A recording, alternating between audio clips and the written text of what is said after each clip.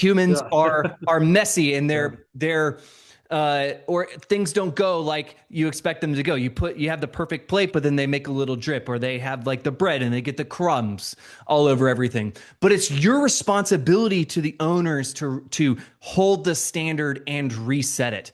And if you let the entire dinner go by without resetting, a whole year, right? A whole year of a vet clinic or a whole dinner go by, and you never reset it, the table will be a mess, right?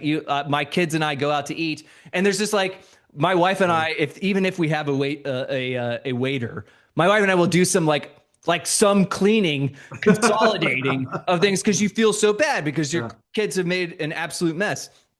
But you want to do small corrections over time, and that lives in Yeah. everything. Yeah. Financially, that means getting your P&L at the 15th of every single month to look at least like a month back to see what we did financially. How can we improve that operationally?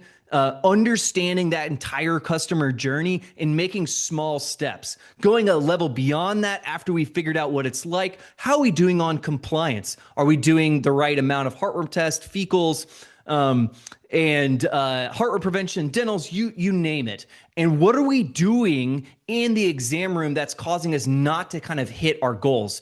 We talk about increasing, our revenue, and we're talking about it. A lot of that is through acquiring like trying to buy new clients with advertising. But what we're not understanding is that it's a much easier and cheaper way to Yeah. generate more revenue by increasing compliance, by focusing on things. How do we do that? We actually have regular rhythm staff meetings that advance like the level of care inside of your practice. And so it sounds like, oh my gosh, I can't believe he's saying all of this. I'm saying like, just have a staff meeting that has an agenda that pushes the ball forward, having time and space to think about like what that customer journey is.